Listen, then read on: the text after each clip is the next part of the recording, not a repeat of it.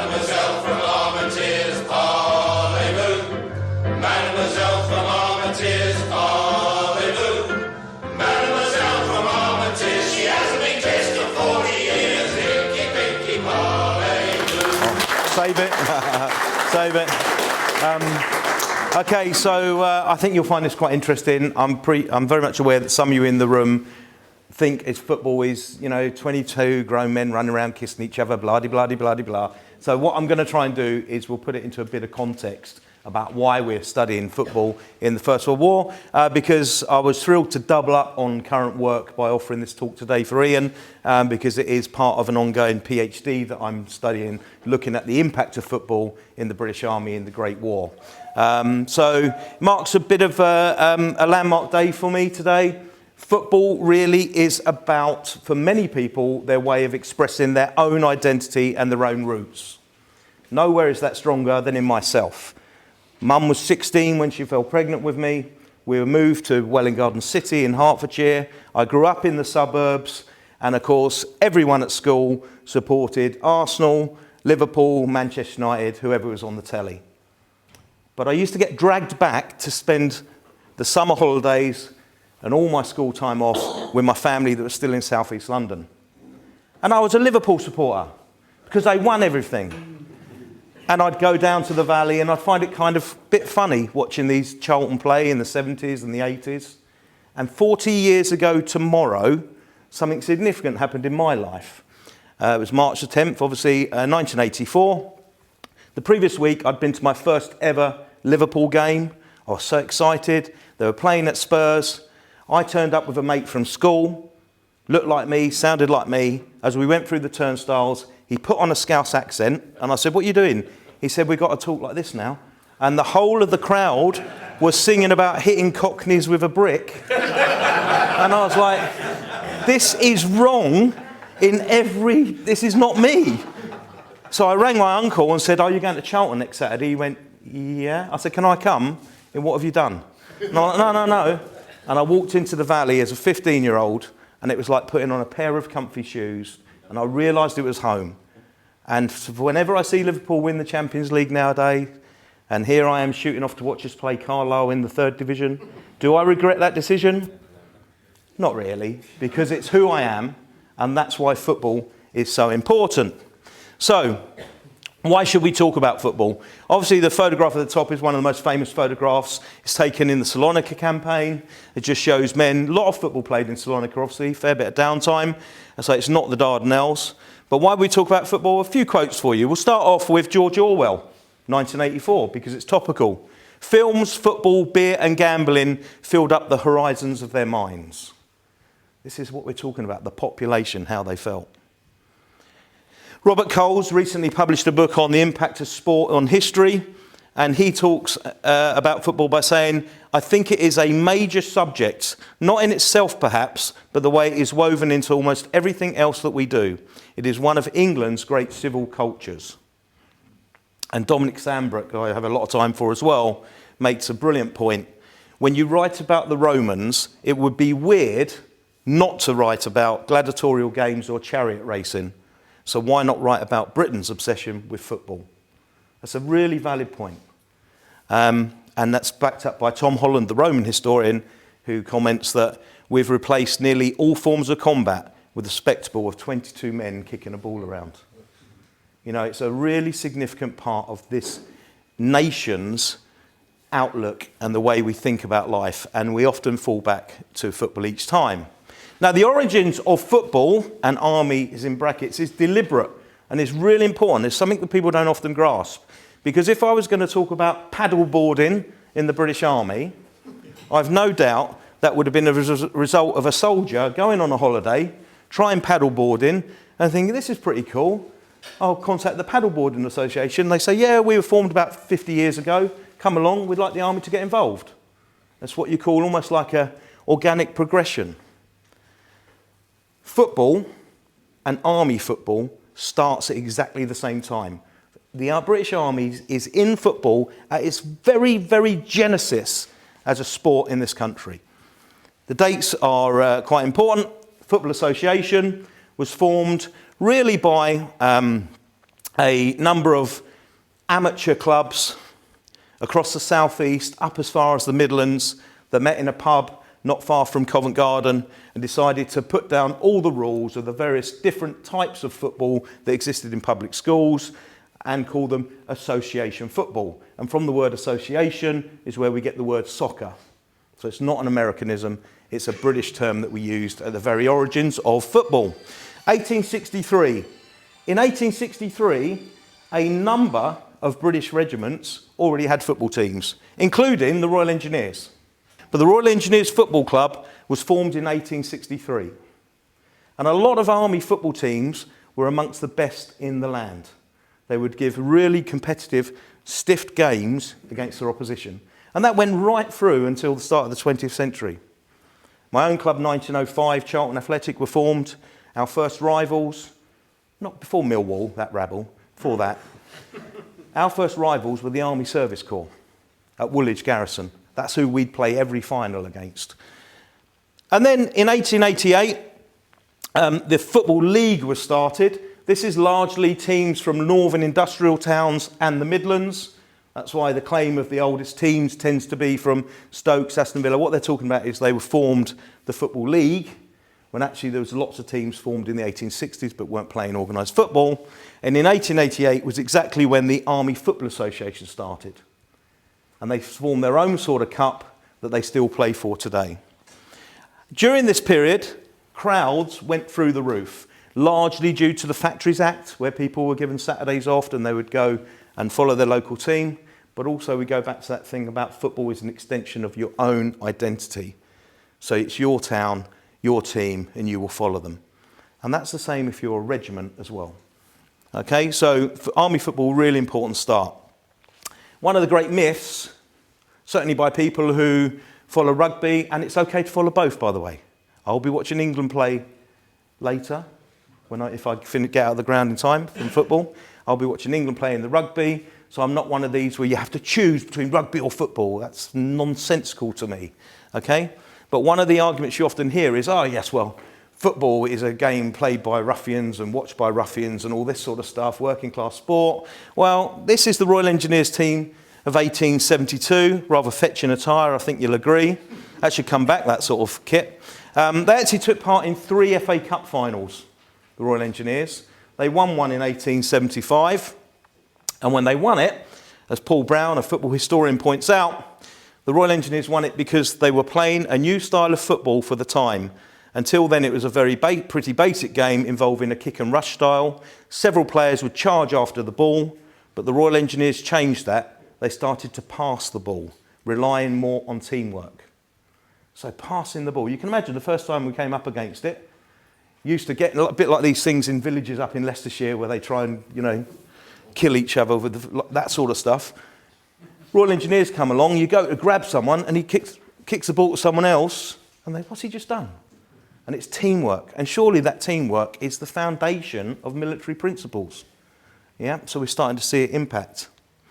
This is the point I wanted to make. This is the Royal Engineers starting 11 of the 1875 FA Cup final. And there is one thing that links them. They are all officers. Yeah? So the idea that this was only played by the lower classes is absolute nonsense. That kind of changes over in 1912 when we reach professionalism in the game. But at this stage, it was very much an officers' game, and a lot of them have played it as schoolboys. So where was the regular army with regards to football in 1914? Well, Captain Curtis, who was did a lot of papers he wrote to talk about the morale of the British Army and Aldershot Command. He wrote in 1914, "What a change in a few years. Footballers emptied the barrack rooms, and shall it be said the canteens also." That's a positive thing. These guys are no longer drinking and getting drunk. They're out playing football whenever they can. So it's a positive thing to be encouraged. The Army Cup final became a big event. As you can see, this is the 1907 poster advertising it between the 2nd Bedfords and the Royal Engineers at Chatham. And what are the purposes of football, really, when it comes to the military? Firstly, it's a good way of ensuring fitness. Secondly, a really good way of ensuring esprit de corps. Thirdly, teamwork. It builds teamwork. And a lot of these teams were across the ranks. So you would have officers and other ranks serving in the same team. But when it comes to the Great War in particular, and this is why it's important, First World War, is for the first time, well, it's going to offer escapism. That's a really important piece, and that's what's important to it in Gallipoli, in context of Gallipoli. It's escapism for the troops. They can forget everything else, forget the lice, forget everything else, and think about football for a while. But for Great War in particular, think about that army expansion. Goes through the roof. For the first time, we're no longer having to meet the requirements of the regular army in height, fitness, background, skill set. We're just taking as many as we can in. So you've got to compensate that through sport. And the second one is that kind of static nature of total war, the middle bit. Not 14, not 18. That is not really conducive to staying fit. So again, sport's got to play a big part in keeping people fit in a static war. And we'll start the Gallipoli venture with these guys here. This is the Royal Munster Fusiliers, 1st Battalion. Absolutely fantastic photograph sent in by a lady on Twitter. I don't know if she's here, but her relative is this chap down here. Couldn't find too much about him, but you can see he's obviously quite a talented footballer. He's got his medals on his chest. This is taken in India, I believe. Obviously, the Royal Munster Fusiliers are part of the 29th Division that assembled in and around this area. On my way in from London today, I passed the memorial on the roundabout. And they were spread across the whole of the town, the whole of the region. The Royal Munster Fusiliers were very much a footballing battalion. They put a lot of pride, a lot of effort into it. And as you can see, their recruiting poster talks specifically about being top sportsmen and smart men. They would encourage sportsmen in. Well, I'll tell you, one of the things the Royal Munster Fusiliers did is that on the 23rd of January 1915, 700 people turned up to Highfield Road to watch Coventry City score 8 goals against the Royal Munster Fusiliers, 8-3. They paraded their band through Coventry, I mean, it's not a huge crowd, but bizarrely, there's 2 reasons for that. Firstly, they played 2 35-minute halves, which is a bit weird. It's not a proper game. And secondly, they decided to kick off 3 o'clock on a Monday when everyone was at work. So the local paper says kicking off at 3 o'clock on Monday is not surprising. There was not a large attendance at Highfield Road. Of course, the score does not represent the play. One is very pleased to be able to pay tribute to the gentlemanliness and the splendid spirit of the soldier footballers. Several of the side gave clear indications of considerable ability, but lack of practice undoubtedly contributed to their failure. So one of the last things they did before they went to Gallipoli was to play Coventry City in a game, and it was a good way of showing the population, the local people, what the army were up to. Of course, that battalion, just a few weeks later, is going to be landing at V Beach off of the River Clyde. I've not seen this picture before. It's quite a lovely one, isn't it? It's not one that's that commonplace, but it's quite nice. And many of them would have sheltered on the bank you can see at the bottom here, because as we know, as they came off the River Clyde, getting any purchase inland was a bit of a problem, and it probably wasn't till the next morning they were able to progress themselves way up and make their way up the beach. And of that 11 players that played Coventry City and lost 8-3, 1, 2, 3, 4, 5, 6 of them are killed in the Gallipoli Campaign. Yeah, so over half the time, including Sergeant O'Hanlon, who's buried in V Beach Cemetery. Yeah, so he's buried in V Beach Cemetery. 3 of them are actually buried in there. And the other 3 were killed later on fighting up at Gully Ravine. But it shows you the impact and the cost of just these football teams. That's just one battalion on its own. We'll talk about a few professional footballers, if I may, before we get into what the army was doing. This is Bernard Donachie of the 1st Royal Inniskilling Fusiliers. These are the only 2 photographs that exist of him. He was born on the Bogside in Londonderry. Dudley, you'd know it well, right? So, and in 1882. And 1900, he's coming into his own, playing football locally. He plays for Derry Celtic, Belfast Celtic and Glentoran. And he's actually capped to play for Ireland against Scotland in 1902 in what was a benefit match to raise funds for the Ibrox Stadium disaster. That's a strange thing for us today to consider as ex-service people. You know, there's someone from Derry, Bogside Estate, raising money for Glasgow Rangers is quite well, it says a little more about modern life, I guess, right? He must have caught the eye of the Scottish press and people in that game, because in 1904 he transfers to Hibernian. He plays Scotland, up in Scotland, scores 8 goals in 15 appearances, and then in 1904 gets his big move to Manchester United. Plays for them for 2 years, does okay, moves to Burnley, and then in 1908 returns back to Londonderry, having travelled probably enough playing football, and joins the Army Reserves, of which is the Royal Inniskilling Fusiliers. In 1915, he's called up into the 1st Battalion, sails for Gallipoli, and he's wounded on V Beach, shrapnel wound to the head, and spends the rest of the campaign in hospital in Egypt. So his Gallipoli experience is literally hours. But a professional footballer landing with the Royal Inniskilling Fusiliers, he recovers from his wounds, and sadly, he's one of the 115 men of that battalion that were killed attacking out of Y Ravine on the 1st of July, and is on the Teakvale Memorial.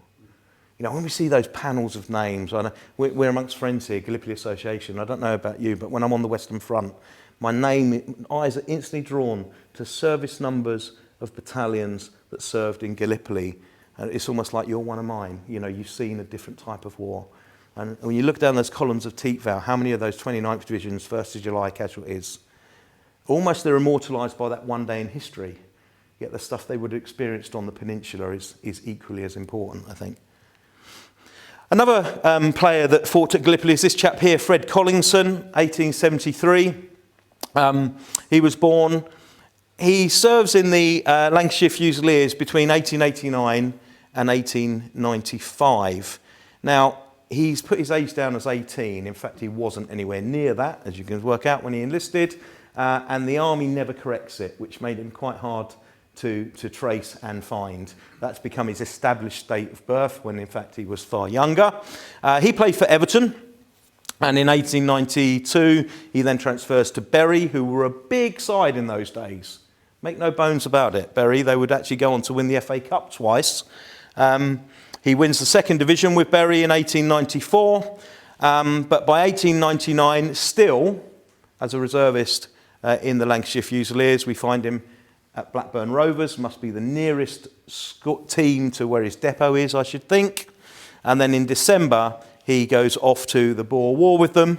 2nd Battalion of the Lancashire Fusiliers is attached to, and he actually fights or sees action at both the Spion Kop and the Battle of Ladysmith. Fantastic layers of history these people have, isn't it? You know, someone who's won the 2nd Division and then finds himself at Spion Kop and Ladysmith. 1902, leaves the army, works as a gas meter inspector back in Lancashire, and then in 1914 is recalled into the 1st 5th Lancashire Fusiliers, and is certainly present during their time at the Suez Canal when they're fighting. There's his medal index card.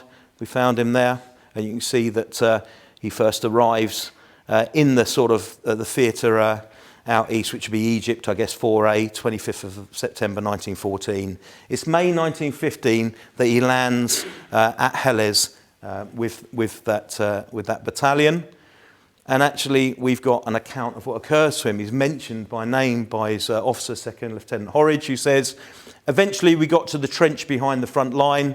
Next to me was an old soldier called Collinson. We got out of the trench and had to go at the double because the fire was very heavy. The bullets were hissing around, swish, swish, swish. We ran halfway and then we got behind a mound, and I said to Collinson, 'Look, we've got to go on.' And off we set again. I wasn't too bad a runner, and I outstripped Collinson and eventually leapt into the front line trench. I'm sorry to say that Collinson, in the last 10 yards, got hit through the chest or stomach. We got him in, but he died later on. And he's another one that's commemorated on the Helles Memorial to the Missing. Just a name. But you think about that football background he has, been in the South Africa War and also served in the Dardanelles. A little bit more working class. I only chose 3 professionals to talk about. This third one is this chap here, Arthur Potts. A lovely photograph as well, isn't it? Arthur Potts served in the 7th Manchesters, part of the 42nd Division. We'll come on to him a bit later as well in the talk. 1913 to 14 season, he made his debut for Manchester United. So a very talented player. He then enlists in the 7th Manchesters for the whole of the war, duration of the war. And then in 1919 is one of the footballers that's lucky enough to go back and play football again. Now, I always make this point when it regards to sportsmen in the First World War. If you are a bus conductor or a publican and you lose a finger or you lose a foot or you lose a toe, it's a horrific injury. I understand that. But at the end of the war, you're likely to be able to go back to your job. If you're an elite athlete, those things are career ending for them. Yeah, they're career ending for them. The example I'll give you of that is Jimmy Seed, who was an exceptionally talented footballer who was gassed in the First World War, came back, played on a bit, Sheffield Wednesday, what have you, but eventually went into management because he would never be able to regain that pre-war fitness. Anyway, Arthur appears to have come through fairly unscathed.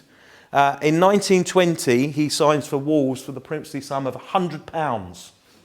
Yeah, which would have been a lot now, think about that. He actually played in the 1921 FA Cup final. There's a photograph of it down the bottom there. I mean, look at the size of the crowds. This is at Stamford Bridge, and it's the Spurs win that game, 1-0.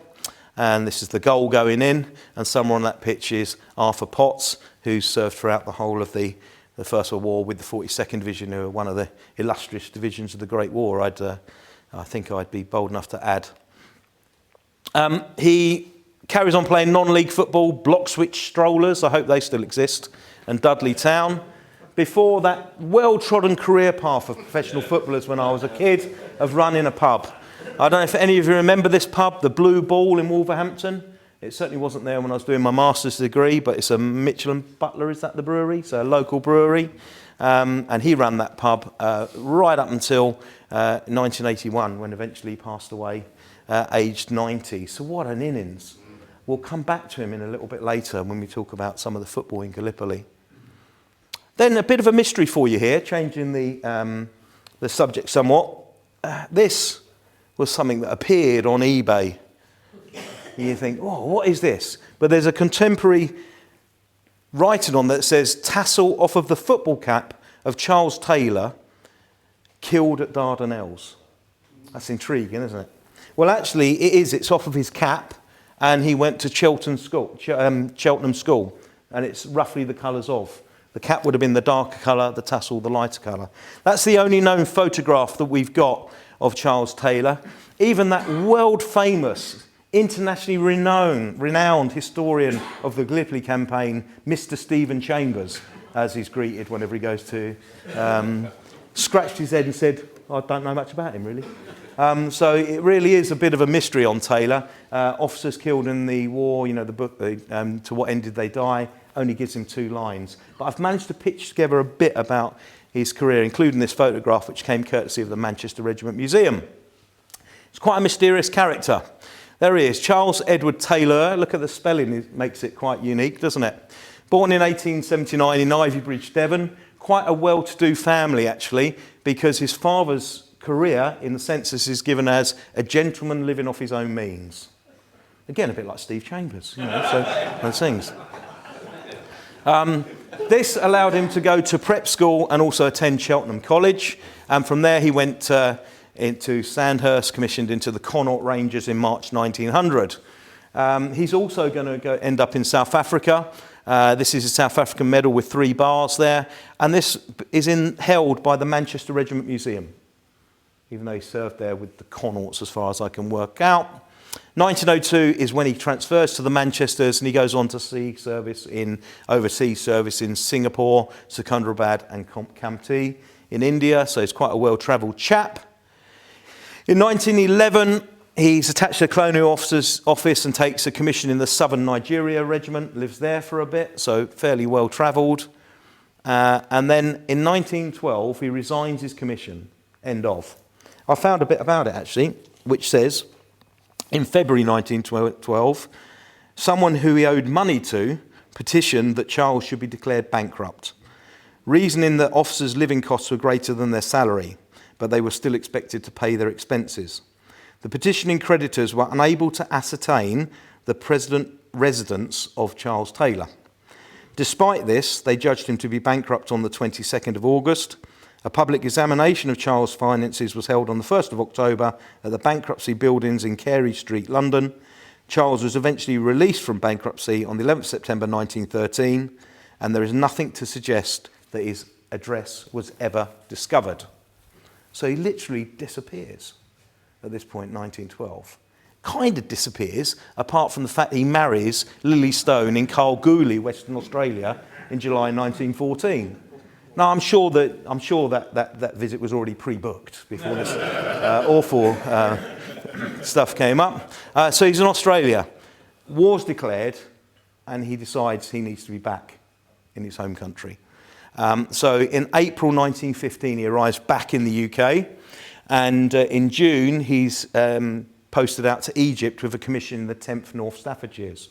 Now, the 10th North Staffords, I don't think, are a frontline combat Gallipoli unit as such, but what we do know is that he's attached to the 1st 8th Lancashire Fusiliers and is killed on the 7th of August 1915, probably having only been with the unit for 3 or 4 weeks in the fighting around Crafia Vineyard, and he too is commemorated on the Helles Memorial. So a little bit more to find out about him. What was his footballing background? Why did he have this cap for Cheltenham College? What did he do with it? But a very intriguing character, as is this chap. Have any of you heard of him before? Lee Roos? Yeah, Lee Roos. He was an absolute giant of the game, professional footballer, but again, a very interesting character. He was born in Wrexham in 1877, and he went off to medical college to study to be a doctor.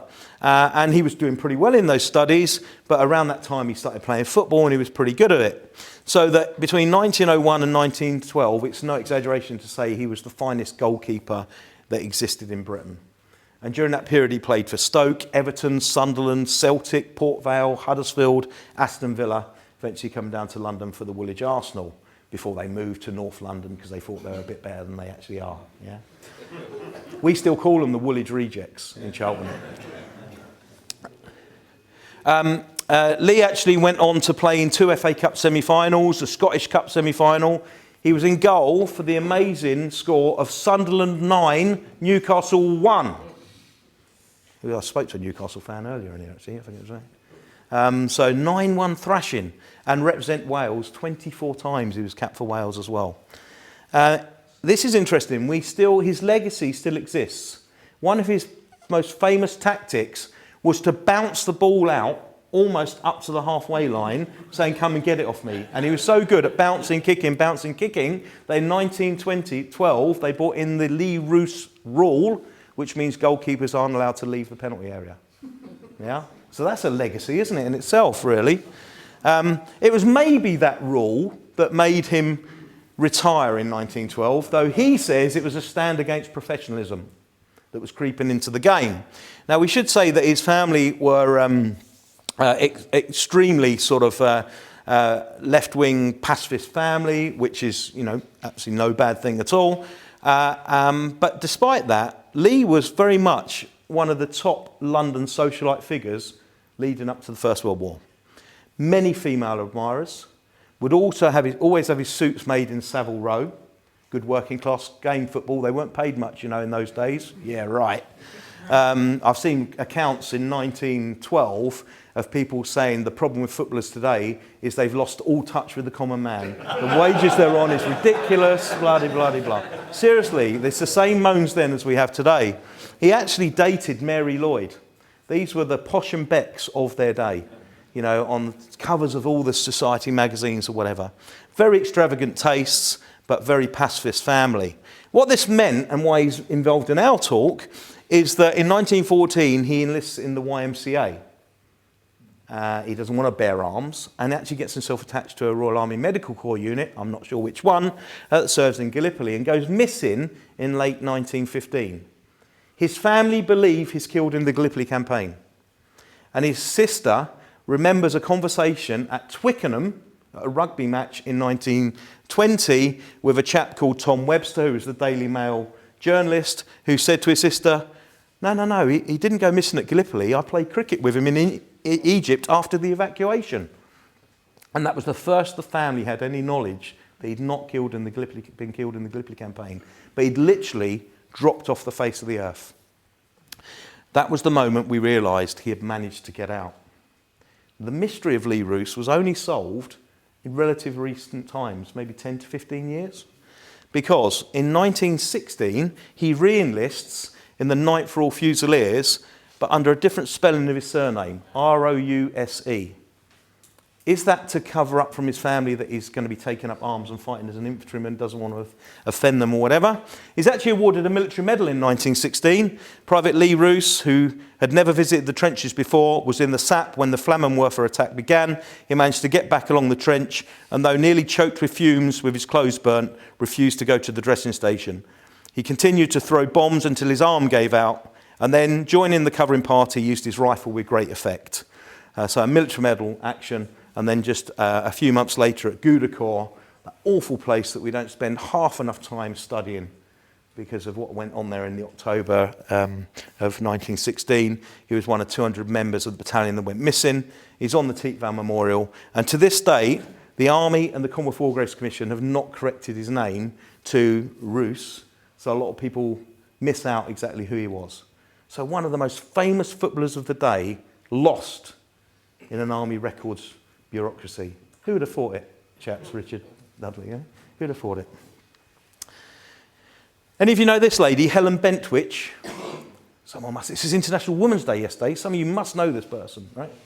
Incredible person from a sort of a Jewish family who were great activists. She wrote a memoir called If I Forgot Thee in 1920. Lovely photographs of her. First thing I should say is that she initially enlisted to work at the Woolwich Arsenal. She was moved on because she tried to create the first trade union there, which they didn't like. So she then joined up as a volunteer nurse, and this is a photograph of her out east in towards Gallipoli, where she was nursing for a while. And then when she moved on from that, there you see her on a motorbike. She actually went up to A at St Lawrence to be close to a family friend, George Bernard Shaw, and she set up the Land Army Girls in and around that area as well. So really doing a bit for King and Country of the time. But in those memoirs, there's a couple of references that I think up until now I've not seen them mentioned in other football histories. The first one is this quote from about time she's at Gallipoli, or off the coast of. The extraordinary thing about men is that they take no interest at all in the war. They'll dash at the papers as soon as they arrive in the morning. And I ask what the news is. And they'll answer, news? We're sick of the war. We only look at the football. Football is the common bond among them. Yeah? And then we might think about this idea that footballers who didn't volunteer were cowards and, get them out. What are they doing playing football when they should be in uniform at the front? Actually, that might be a bit of a civilian attitude about it. The soldiers at the front, this is what they say. There was great indignation one day when they read that some man who is one of the best forwards somewhere in the north had enlisted. What does he want to go and spoil the team for, was the general comment. One might think that having enlisted themselves, they'd be furious with those who are still playing games. It's obvious that the papers do not represent the opinions of these men when they write of slackers still playing football.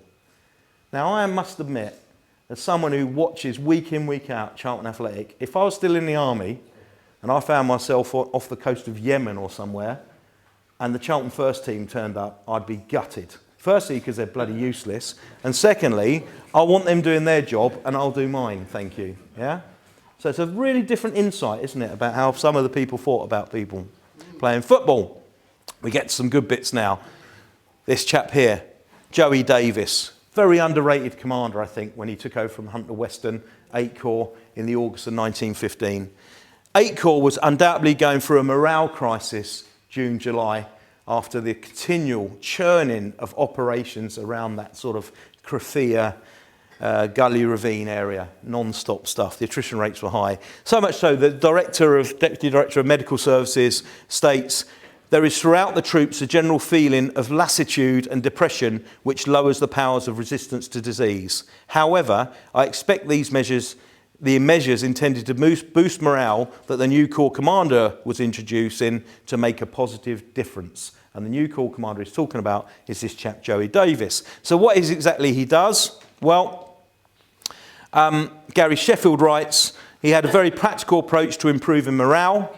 He sought to improve leisure facilities, for instance, providing refreshments, raising bands from personnel of each division, and by staging sports matches. 2 snapshots of his efforts are of Hood and Anson teams playing football in the RND final of the Dardanelles Cup, and the 52nd Divisional Band's rendition of the Mikado that was interrupted by shelling. Yeah? So culture on both scales there. But this is the first time I've mentioned this thing, the Dardanelles Cup. It's almost taken on a mythical perspective that, you know, whenever we talk about football in the Gallipoli Campaign, someone will say, oh, yeah, Dardanelles Cup. Dardanelles Cup. But what is it? What do we know about it?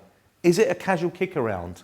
The answer is no. The Dardanelles Cup was a carefully thought through competition across the whole of 8 Corps to raise morale and provide the opportunity to play football. So I'm hoping in the next few slides we'll get some idea of exactly how important that was.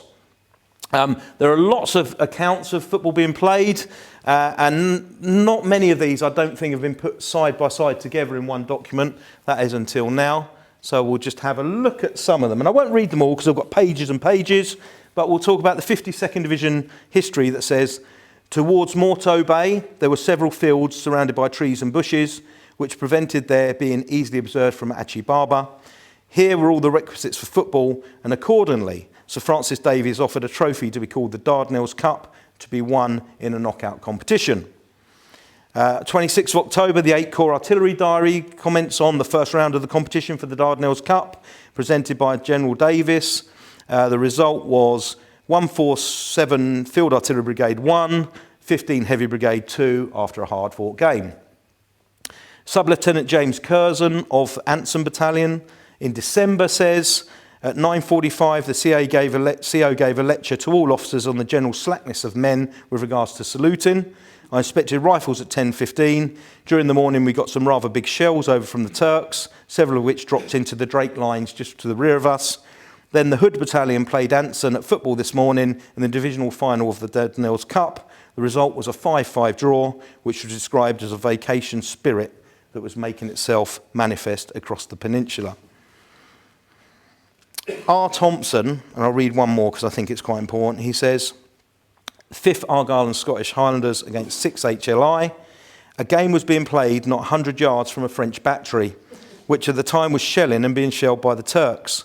A shell burst rather near one of the goals, so the spectators moved to the other end of the field, and the game went on. After a few more shells in different places, one struck a gun emplacement, and the gunners deemed it wise to leave. The Frenchmen walked past at the end of the field, glanced at the game still going on, and then at each other with expressions that said quite clearly, all that we have heard is quite true. The British are completely mad. The game went on and in due course was finished. The matches supplied the men with subjects for interminable discussions and arguments afterwards in the trenches. And for this reason alone, they were a massive boon to all that were involved. And then there's more and more accounts that we could be here all day reading about exactly what goes on. Even the war diary of the Inniskilling Fusiliers that said that they beat 1st Kingslow Scottish Borderers on the 9th of November in the first round. They won 1-0 after extra time. In the midst of adversity, time was found to indulge in the British Army's favourite sport of football. Such a sight from an enemy aircraft must have offered the Turkish commanders an insight into the resilience of their foe. Yeah. So lots and lots of accounts of it going on. So how did it look? Well, I've done this for us. This is like a table. Now, the interesting thing is, I think, but just by putting everything together, there were 32 teams entered into the Dardanelles Cup. And these were split into 4 groups, divisionally based. Very clever idea, more of which we'll come to in a moment. And so you can see the R&D would enter 8 teams, knockout, then there'd be like two semi-finals, then there'd be a final of the R&D, and then that person then would play a playoff against someone from the 29th Division to eventually reach the final of the Dardanelles Cup. The ties were all played between October 1915 and January 1916. We worked out there are 3 qualifying rounds, 2 semi-finals between the 4 divisional winners, and the final, boom, breaking news, score just in for the first time. The actual final of the Dardanelles Cup, because you'll see it elsewhere, was Anson Battalion 2, 5th Highland Light Infantry 1. And that game was actually played on Imbros after the evacuation. Yeah. But prior to that, all the games were played in the face of the enemy. I mean, it's onward project. I have to say, I'm a bit of an anorak with these things. I've managed to fill 16 of the 32 teams. And what I'd like to do is eventually fill all 32. So we finally get a big good article for the Gallipoli, wouldn't it? You know, especially if it came up like a vidi printer, all the results, who got through to the final. But there we are. Anson Battalion won the Dardanelles Cup. So if your local regiment talks about winning the Dardanelles Cup, it probably didn't win that. What it would have won is one of a different type of competition. And here's a good example of it. The 1st 7th Manchesters, their route to the final in the 42nd Divisional Group. Well, we see on 17th November, they beat the Manchesters 4-2. I'm sure we can go into it another time, but I've got match reports. The Six quickly got into their stride. Early in the first half, established a useful 2-goal lead. However, this was levelled to 2-2 by half-time. Then the teams changed round, with the 7th showing the best form, finally winning 4-2 with goals from Hancock, Pearson, Wilton and Bertie Nidd. Those watching the game said, "We were not stopped by the shells as they only came fairly near to us." The next day, on the 18th, they beat the 1st 8th Manchesters 3-1. This day, it said that after the match, the battalion moved forward into the firing line and we could no longer play football. This was a very trying period for us, but the team were fortunate enough to escape casualties, though a good many were mixed up in a mine explosion, a quite nerve-wracking experience in Y Ravine on the 10th of December. What that raises the point is, did we mollycoddle our professional footballers or our footballers in those days and give them safe jobs? The answer is not always. These guys go straight back into the line. They're still concussed when on the 10th of December they beat the Royal Army Medical Corps 1-0. And then the next day they're expected to play the final. They lost 1-0 to the 10th Manchesters. Shells actually dropped right into the centre of the playing pitch and even through the goals. We had plenty of misfortune hereabouts, hitting the goalpost but could not score. Although much better than our opponents, they scored a rather tame goal from a bouncing ball over the head of our goalkeeper Moore, who could have done with a few more inches in height. This put us out of the match and out of the competition. And the match was fated to be the last in which our brilliant centre forward Hancock was to appear. He was one of the last men of the battalion to be killed just before we left the peninsula. And of course, Arthur Potts, the chap we mentioned earlier, was playing in this side. So we can see him, how much football he played during that period. And as for Mr. Hancock, sadly, this is a photograph of the original grave. He's actually in 12 Tree Copse Cemetery in one of the special markers. But you can see killed on Christmas Day, 1915. And he was the hero of that football team. I think when we go over in May, I might try and find him and just recognise what he would have achieved. But it was the 10th Manchesters that marched on. So, what a wonderful photograph. You see this little thing here? There it is. This is one of them. The Stockdale Cup. Okay? What was the Stockdale Cup? It was a cup within a cup. That's why it was important to think about how this thing was set up with the 4 divisions. Because you played only people in your own division, it gave you the opportunity to have your own competition within the larger competition. And lots of people say, oh yeah, I've got a Dardanelles Cup. It looks like this. That's not it. It was a different thing.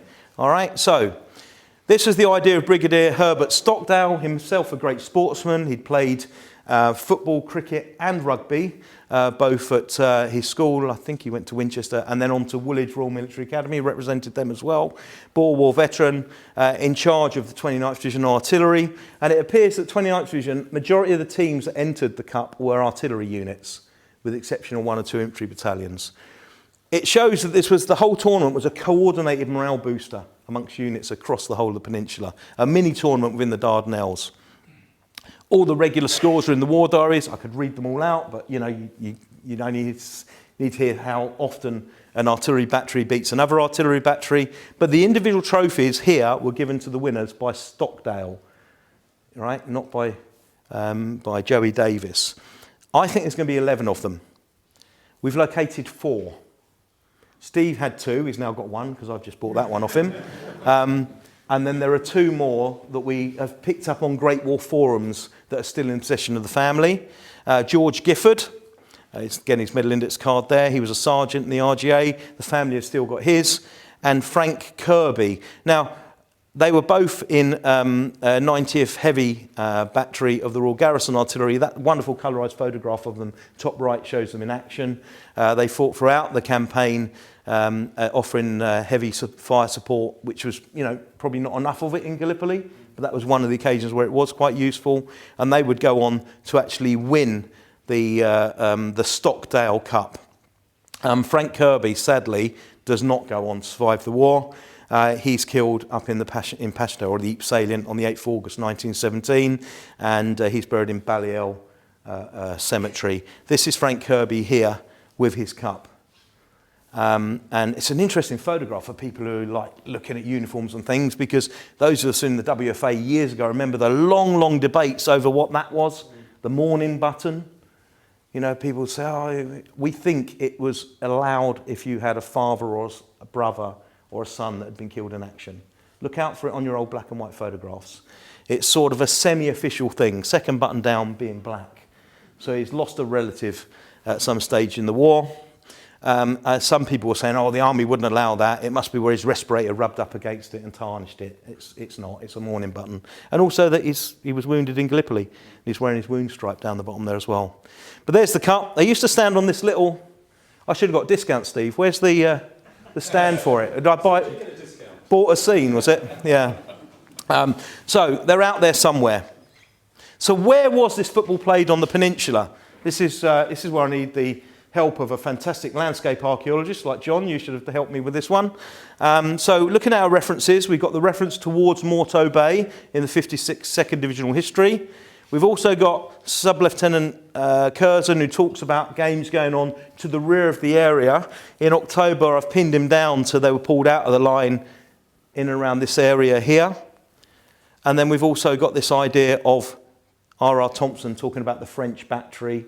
Nearest French battery to the area picked up is just in that little ravine there.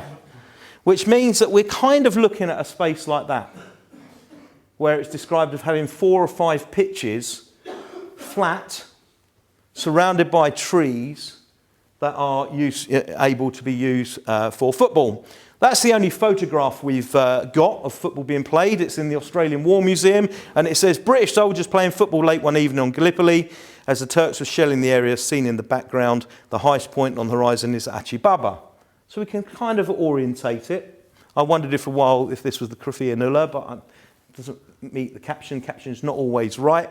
But using that photograph, I think what we're looking at, there's the battery for reference, is, you look there? You can see these?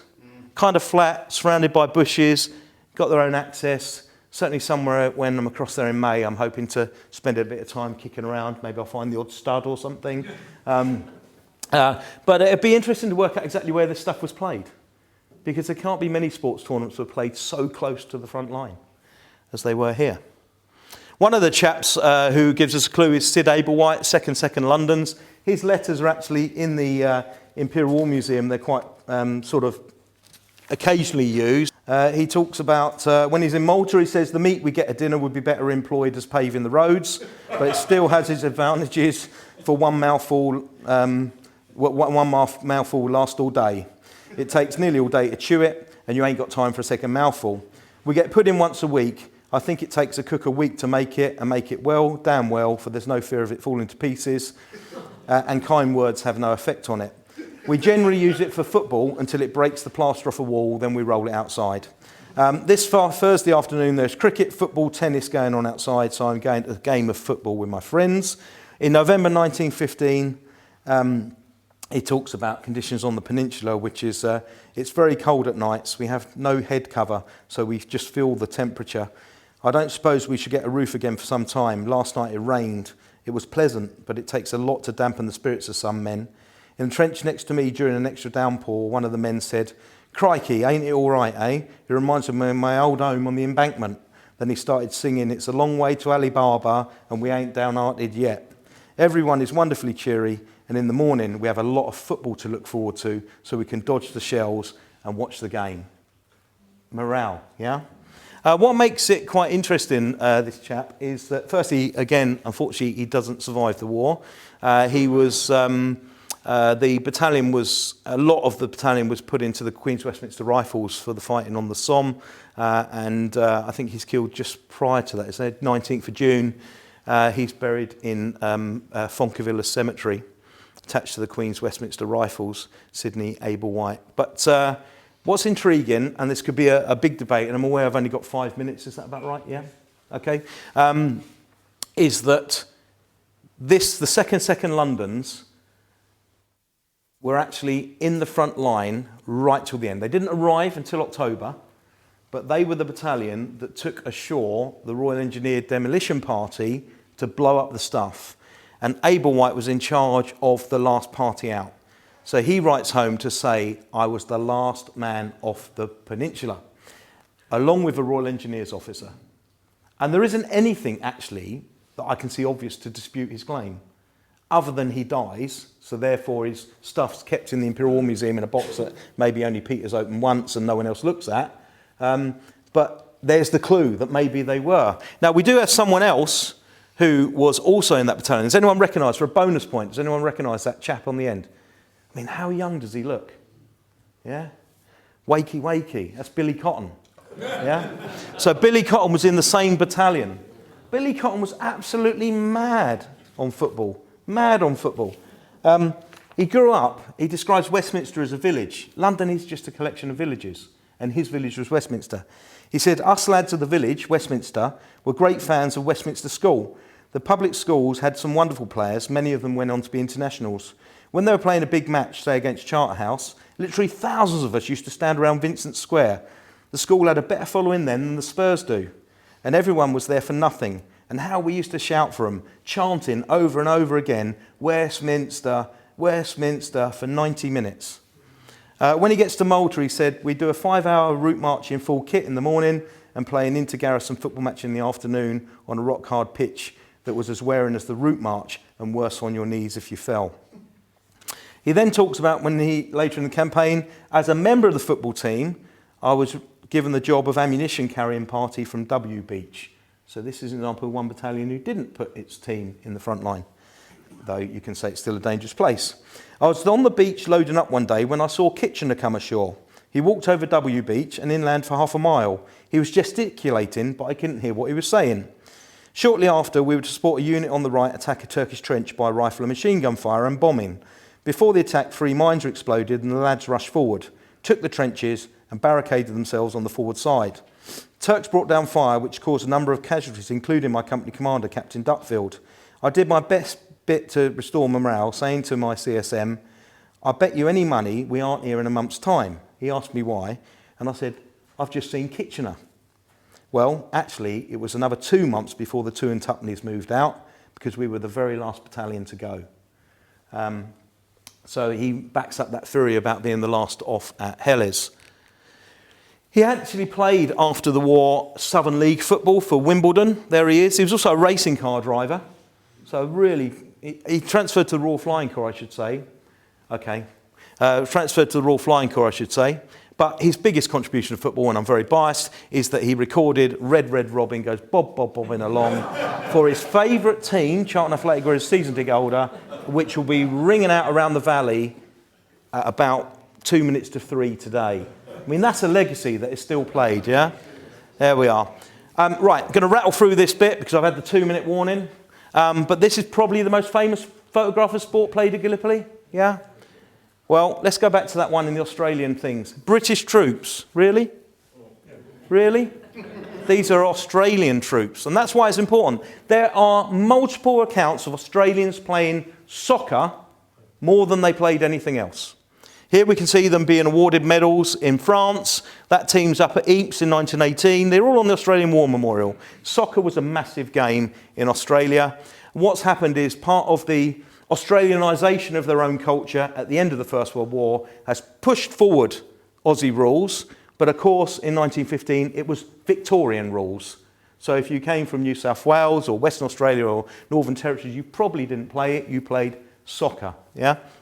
In fact, the only video footage we've got, or moving footage of sport being played at Gallipoli, is this game here, which is the 6th Battalion, the AIF, playing the crew off of HMS Hunter. Yeah, so, and you can see the crowd around. This again is at Imbros. Here we can see a still from the game. We'll be able to go out when we go to Imbros again and work out roughly where this was. This is being played, that says Lemnos on there, but I don't know about that.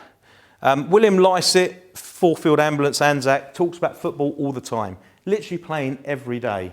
He keeps on about football, football, football, football until he eventually plays the Argyll and Sutherland Highlanders and they get beat 6-0. And then he starts playing cricket, funny enough. Another picture here of the Blue Jackets Sarpi camp. So is that Lemnos? Yeah. So yeah, it's a Sarpi camp on their way to play. So it's interesting, the most access to football we've got in the Gallipoli Campaign is via the Australian War Museum collection. In fact, it's their first international team. This is what we call the Soccer Ashes. Have you heard about it? They've rediscovered it. It's a competition. It was the first international game that Australia played against the All Blacks was soccer. And the trophy they play for, as you can see in this 1930s newspaper article, is actually contained in a silver safety razor case that was carried in the landing on Gallipoli by a New Zealand soldier. It was lost until about 5-6 years ago. And they're going to try and start implementing it again as an annual trophy. Turkey, and we're very near the end now. So Turkey, of course, there are 3 sides in Turkey. You know, 2 big ones, Beşiktaş and Fenerbahçe, and then a smaller team called Galatasaray. Football in Turkey was really important because there was a lot of British-French influences in Constantinople prior to the war. This is their way of showing their Turkishness by saying, when they formed the team in 1905, Galatasaray, our aim is to play together like Englishmen, to have a colour and a name, and to beat the non-Turkish teams. Yeah. Actually, at Gallipoli, Beşiktaş had 3 people killed, 9 from Galatasaray and 3 from Fenerbahçe. And in fact, they list 40 of the players from each of the side that enlisted and went. I found this reference, I just mentioned it briefly, the second attack on the Suez Canal, April 1916. And this is a Turkish translation. I've taken it off Turkish website. The Turks executed a daring raid on the British outposts at Katia, deploying 2 infantry battalions, a mountain howitzer battery and a volunteer camel cavalry regiment.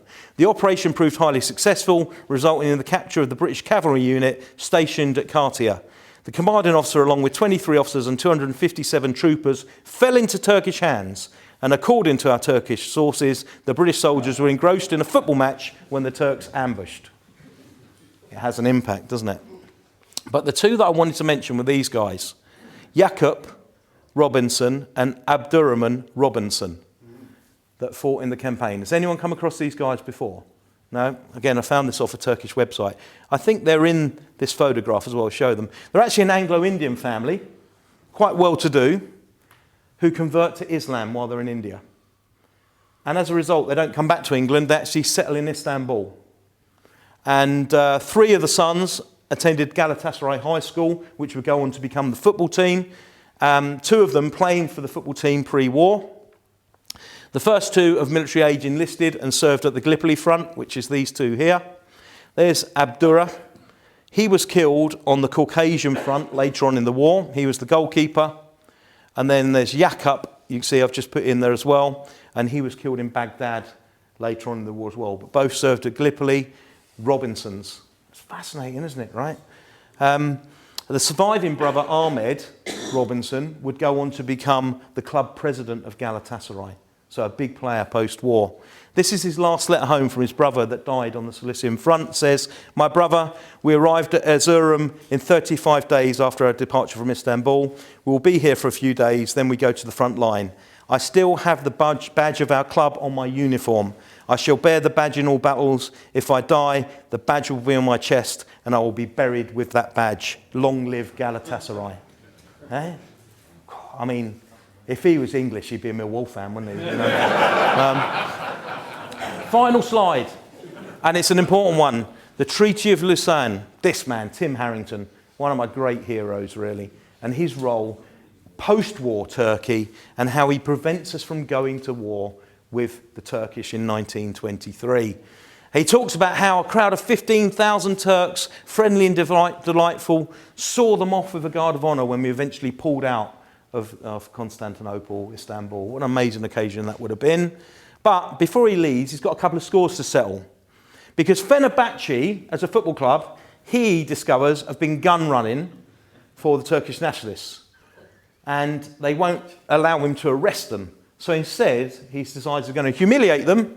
And he puts an advert in the newspaper that says, Any Turkish teams can play my fantastic Guards team before I leave in a competition called the Harrington Cup, and we'll play for it.